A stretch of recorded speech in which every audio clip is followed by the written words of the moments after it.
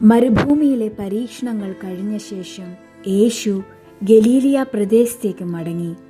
അവൻ ഗ്രാമങ്ങളിലും പട്ടണങ്ങളിലും സഞ്ചരിച്ച് ജനങ്ങളോട് പ്രസംഗിക്കാൻ തുടങ്ങി. യേശു പറഞ്ഞു, മാനസാന്തരപ്പെടുക, സ്വർഗരാജ്യം അടുത്തിരിക്കുന്നു. ഒരു ദിവസം യേശു ഗലീലിയ കടലിന്റെ തീരത്ത് നടക്കുകയായിരുന്നു. അവിടെ 2 സഹോദരങ്ങളെ കണ്ടു. ശിമയോൻ പത്രോസ്, അവന്റെ സഹോദരൻ അന്ത്രയോസ്. അവർ കടലിൽ വലയെറിയുകയായിരുന്നു, കാരണം അവർ മത്സ്യത്തൊഴിലാളികളായിരുന്നു.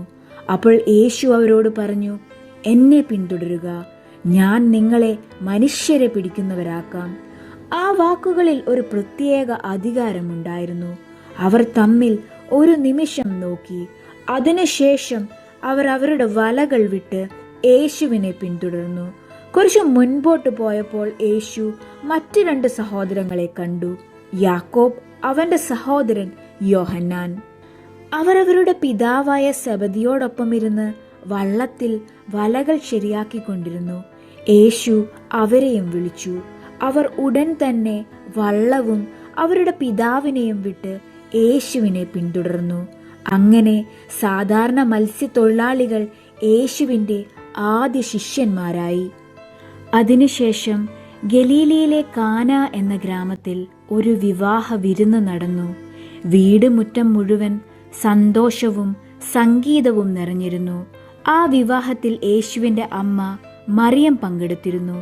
യേശുവിനെയും അവൻ്റെ ശിഷ്യന്മാരെയും ആ വിവാഹത്തിലേക്ക് ക്ഷണിച്ചിരുന്നു. വിരുന്ന് നടക്കുന്നതിനിടയിൽ പെട്ടെന്ന് ഒരു പ്രശ്നം സംഭവിച്ചു. വീഞ്ഞ് തീർന്നുപോയി. ആ കാലത്ത് വിവാഹ വിരുന്നിൽ വീഞ്ഞ് തീരുന്നത് വലിയ അപമാനമായിരുന്നു. അത് കണ്ട മറിയം ശാന്തമായി യേശുവിൻ്റെ അടുക്കൽ വന്നു പറഞ്ഞു, മകനെ, അവർക്ക് വീഞ്ഞ് തീർന്നു പോയിരിക്കുന്നു. അപ്പോൾ യേശു പറഞ്ഞു, അമ്മേ, എൻ്റെ സമയം ഇതുവരെ വന്നിട്ടില്ല. പക്ഷെ മറിയത്തിന് യേശുവിൽ വലിയ വിശ്വാസമുണ്ടായിരുന്നു. അവൻ അവളെ ഒരിക്കലും നിരാശപ്പെടുത്തില്ലെന്ന് അവൾക്കറിയാമായിരുന്നു. അതിനാൽ അവൾ സേവകരോടായി പറഞ്ഞു, അവൻ നിങ്ങളോട് എന്തു പറഞ്ഞാലും അതവന് ചെയ്തു കൊടുക്കുക. അവിടെ കല്ലുകൊണ്ടുള്ള 6 വലിയ പാത്രങ്ങളുണ്ടായിരുന്നു. യേശു സേവകരോടായി പറഞ്ഞു, ഈ പാത്രങ്ങളിലെല്ലാം വെള്ളം നിറയ്ക്കുക. സേവകർ ആ പാത്രങ്ങൾ അറ്റം വരെ വെള്ളം കൊണ്ട് നിറച്ചു. പിന്നീട് യേശു പറഞ്ഞു, ഇപ്പോൾ അതിൽ നിന്നെടുത്ത് വിരുന്നിൻ്റെ മേൽനോട്ടക്കാരന് രുചിച്ചു നോക്കാൻ കൊണ്ടുപോയി കൊടുക്കുക. അവർ അത് കൊണ്ടുപോയി കൊടുത്തു. വിരുന്നിൻ്റെ മേൽനോട്ടക്കാരൻ അത് രുചിച്ചപ്പോൾ അവനൊരു നിമിഷം നിശ്ചലമായി. അത് വെള്ളമല്ലായിരുന്നു, മികച്ച വീഞ്ഞായിരുന്നു.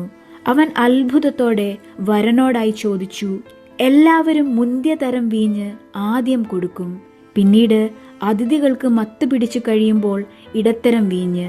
പക്ഷെ നീ മികച്ച വീഞ്ഞ് ഇപ്പോൾ വരെ സൂക്ഷിച്ചു വെച്ചിരിക്കുന്നു. അത് കേട്ടപ്പോൾ യേശുവിൻ്റെ ശിഷ്യന്മാർ ആശ്ചര്യപ്പെട്ടു.